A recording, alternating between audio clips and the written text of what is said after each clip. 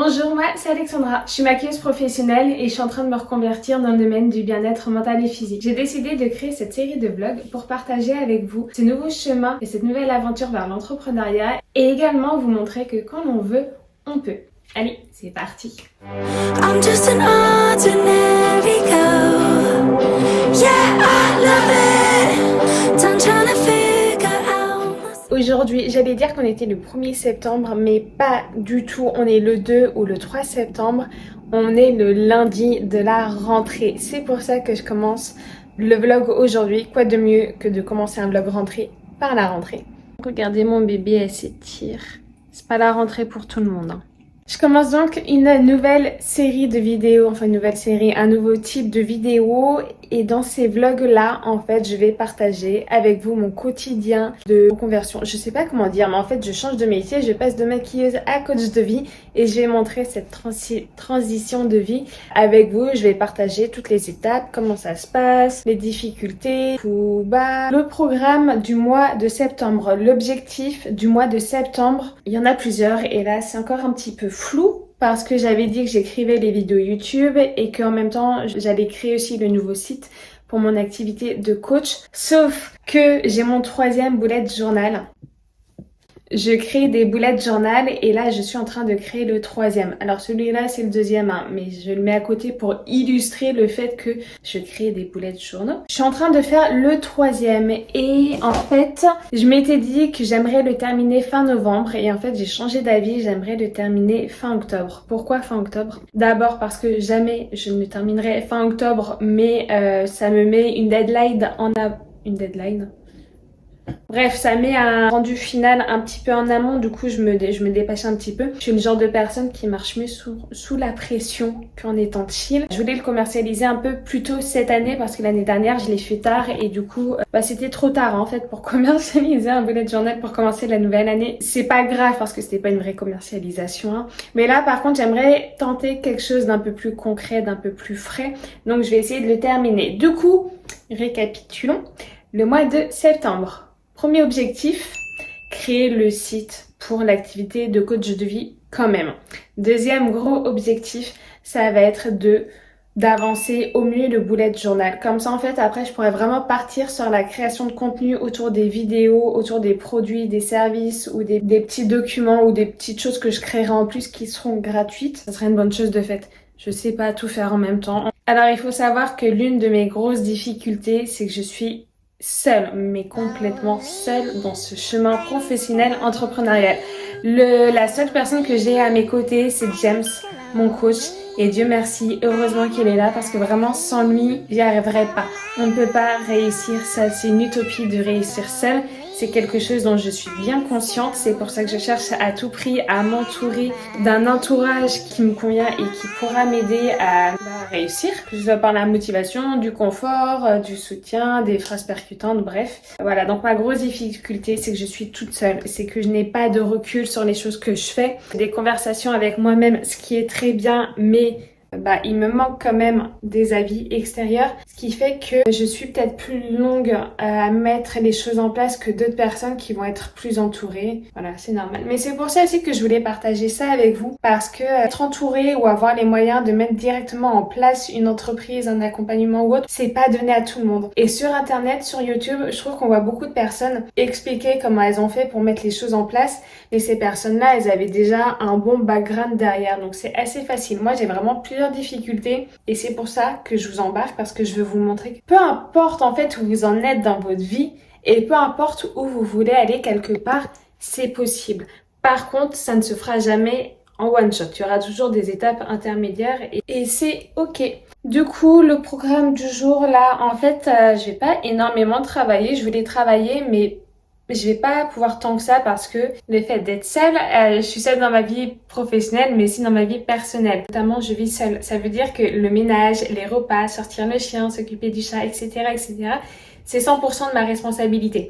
Donc, quand tu as ton entreprise à créer, ton activité professionnelle à côté et ta vie perso à gérer, c'est pas toujours évident. Donc là, aujourd'hui, en fait, je vais devoir aller faire des courses. Je vais préparer mes repas en avance. Comme ça, en fait, ça me libère en termes de charge mentale, ça me libère. Je peux enchaîner des grosses sessions de travail et manger juste derrière. J'ai pas à me dire putain, en fait, j'ai la dalle, faut en plus que je me fasse à manger et du coup, je me retrouve à manger, genre à grignoter des trucs pour caler ma faim. Ça me nourrit pas. Avant, c'est ce que je faisais. Maintenant, j'ai arrêté. J'anticipe, j'organise. Donc, je vais préparer mes repas. Cet après-midi, il y a le plombier qui passe pour changer mon ballon de chaud parce que celui-ci a fui. Après, je pense que j'aurai 2 heures, 3 heures, Inch'Allah, sur lesquelles je pourrais bosser sur les illustrations de bullet journal. Et ensuite, c'est la rentrée. Je vais aller chercher mon neveu à l'école et je vais lui faire une surprise de venir le chercher avec Moon. Puis, je vous retrouve, je vous dis à la prochaine intervention de ma part. C'est mon premier vlog. C'est le premier vlog sur ce sujet-là. J'ai envie de faire quelque chose de sympa. Je sais vraiment pas encore comment je vais faire les choses. Comme c'est le premier, je pense en toute honnêteté que ça sera le moins bon, du coup, forcément. Mais c'est pas grave. Pas grave. Bref, je vous laisse. Je vais voir comment j'organise la suite du montage. Et je vous dis, à tout à l'heure. Par contre, avant de commencer cette série de vlogs, il est extrêmement important pour moi de vous présenter l'amour de ma vie, numéro 3. Oui, j'ai 3 amours dans ma vie. Et ils s'appellent respectivement Smokey, Siamoise. Et voici ma petite dernière chez Moon. Ma Moon d'amour. Oh, mon petit cœur avec tes yeux sales. Oh, je t'aime. Oui, je t'ai pas aimé. Oh, mon bébé. Maman est en bête. Mais laisse-moi tranquille. Un de mes objectifs pour le mois de septembre, et j'espère vraiment y arriver, c'est mettre en place le matin une vraie routine matinale. Alors en soi, j'en ai déjà plus ou moins une. Je me lève, je sors la chienne, elle joue plus ou moins une demi-heure dehors, ensuite on rentre, on prend de notre petit déjeuner, je me lave le visage, je fais mon massage du visage. Et en général, après ce moment-là, je me maquille pas, je me m'arrête, je vais pas me maquiller. Et j'aimerais mettre en place vraiment une morning routine mais actée. Pas forcément la morning routine où tu te lèves à 5h du mat parce que tout le monde n'est pas fait pour cette routine-là. Ça marche pour certaines personnes, pas pour d'autres. Et pour moi, ça ne marchera pas. Mais par contre, je sais que j'ai besoin de mon rituel de mise en forme du matin pour mettre mon corps en énergie, pour mettre mon cerveau en énergie avec la bonne neurochimie. Il faut vraiment que je me trouve du coup une routine matinale qui me va à moi. Donc si on veut créer des routines matinales pour se mettre en mouvement, c'est important d'utiliser ces valeurs et donc de les connaître. Mais ça sera le sujet d'une vidéo qui n'est pas encore sortie normalement. J'ai mal au bras. Enfin bon voilà, je partage ça avec vous. Rendez-vous du coup d'ici quelques mois pour voir si j'ai réussi à mettre cette routine en place ou pas. Mais vraiment il va falloir que je la remette parce que pour réussir il faut de la discipline. Et il va falloir que je mette plus de discipline dans ma vie.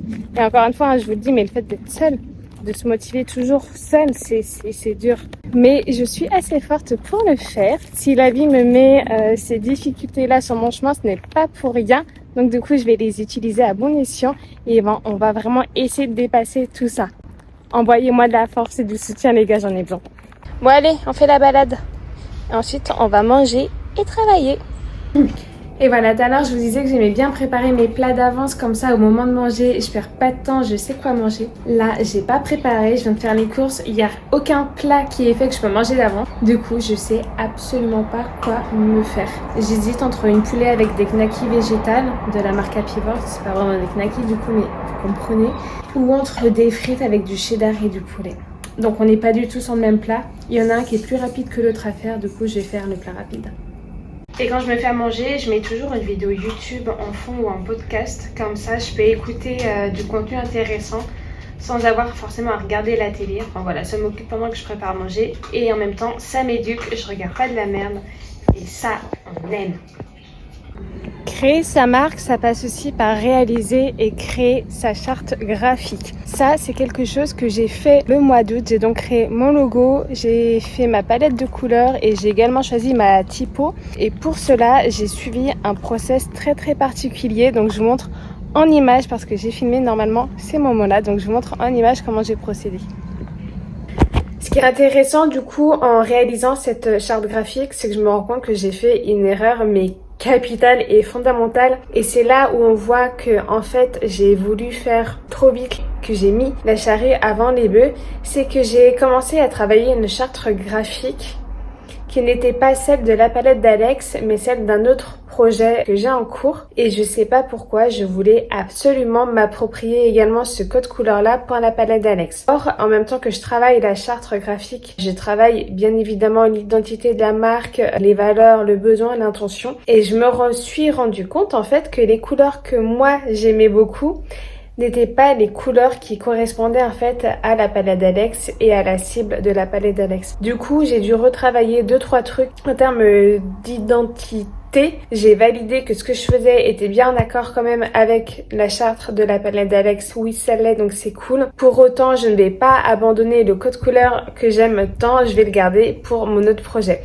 En fait, j'ai un petit peu confondu la palette d'Alex et cet autre projet parce que vous le verrez bien plus tard quand je sortirai ce projet-là, donc dans Belle Lurette, au moment même où je filme la vidéo, que les deux sont quelque part liés, mais j'en dirai pas plus là. J'ai fait l'erreur d'avoir voulu appliquer des codes couleurs et une identité à une marque qui était pourtant différente de ce que j'allais créer. C'est très flou de ce que je dis pour le moment, mais plus tard, ça prendra sens. Je pourrais ressortir cet extrait vidéo. Je profite que tout le monde dort. Quand je dis tout le monde, c'est mon chat et ma chienne. Enfin, pour vous faire un petit update. Ma charte graphique, elle est pratiquement finie.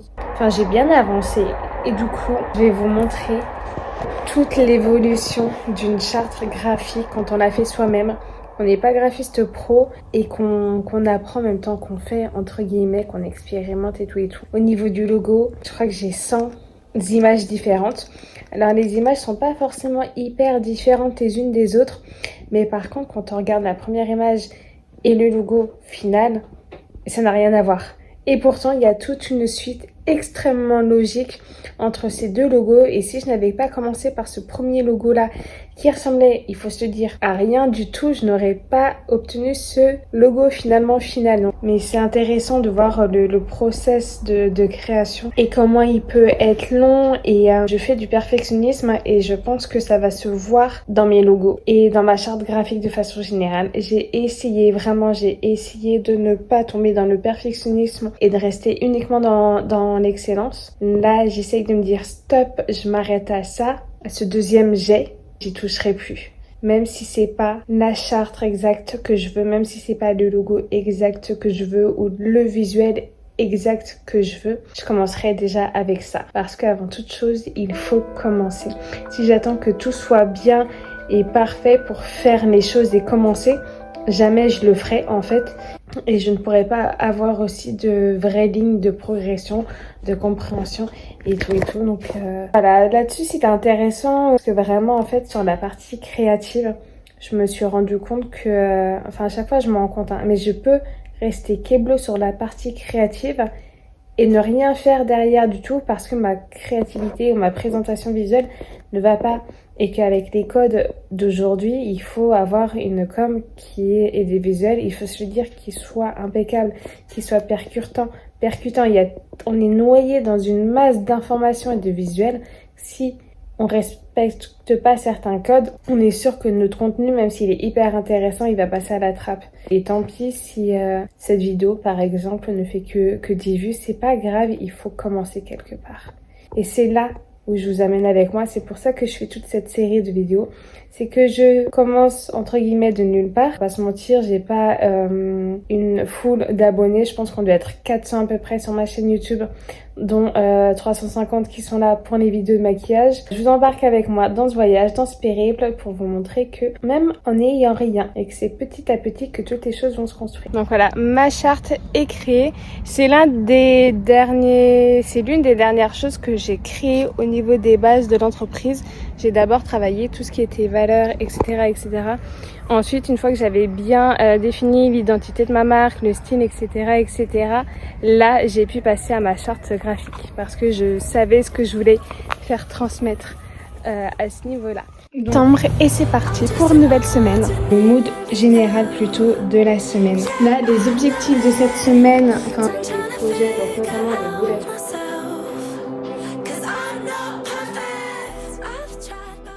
Je vous fais une petite parenthèse avant qu'on rentre vraiment dans le vif du sujet. Il faut savoir que initialement, les 3-4 vlogs que vous allez voir sur le thème de vlog de rentrée n'étaient censés qu'être un seul et même vlog. Sauf que débutante oblige, je me suis plantée et je me suis rendu compte que c'était bien trop de travail de faire un montage d'un vlog de 1 mois. En montant ce vlog, je me suis rendu compte qu'il allait être bien trop long pour un simple visionnage de vidéos YouTube. Du coup, j'ai décidé de le découper en 3 ou 4 parties pour rendre plus facile le visionnage. neige et le rendre aussi plus intéressant, ce qui explique que la dynamique de ces premiers vlogs ne sera peut-être pas la même que pour les autres. Je m'en excuse d'avance, j'ai pris note des erreurs que j'ai faites pendant ce premier vlog de rentrée et j'éviterai de les refaire pour le prochain mois. J'espère que cette série de vlogs vous plaira, n'hésitez pas à commenter et à y liker si ça vous plaît et c'est parti, on rentre dans l'aventure.